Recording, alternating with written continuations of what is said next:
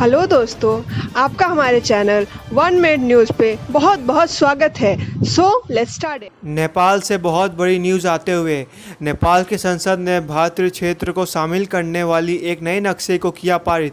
आइए चलिए जानते हैं क्या है इस रिपोर्ट में। नेपाल की संसद में शनिवार को उस नए नक्शे को पारित कर दिया जिसमें भारतीय क्षेत्र को भी शामिल किया गया है।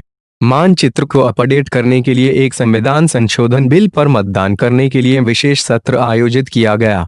सदन में 275 सदस्यों में से 258 सदस्य मौजूद थे और सभी ने नए नक्शे के पक्ष में वोट डाला।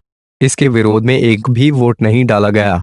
इस मानचित्र में पहाड़ी पर स्थित भारत के कुछ हिस्सों को नेपाल ने अपना बताया है। भारत की ओर से इस मानचित्र को लेकर आपत्ति जताई जा चुकी है। समाचार एजेंसी पीटीआई ने संसद के प्रवक्ता रोजनाथ पांडे के हवाले से कहा कि प्रतिनिधि सभा हाउस ऑफ रिप्रेजेंटेटिव के समक्ष संशोधन बिल को चर्चा के लिए रखा है। चर्चा समाप्त होने के बाद इस पर वोटिंग की जाएगी।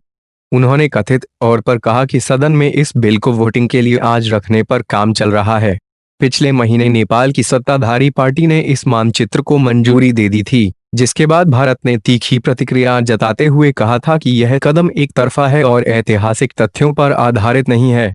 विपक्षी पार्टी नेपाली कांग्रेस ने कहा कि वे इस संशोधन के पक्ष में मतदान करेगी।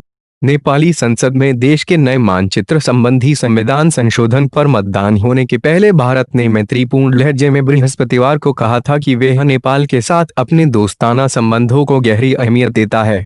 भारत की कड़ी आपत्ति के बावजूद नेपाली संसद में शनिवार को नए मानचित्र पर मतदान संभव है, जिसमें लिपुलेख, कालापानी और लिम्पियाधुरा क्षेत्रों को नेपाल का हिस्सा दर्शाया गया है। भारत ने आपत्ति जताई है और बार बार कहा है कि यह तीनों उसके हिस्से हैं।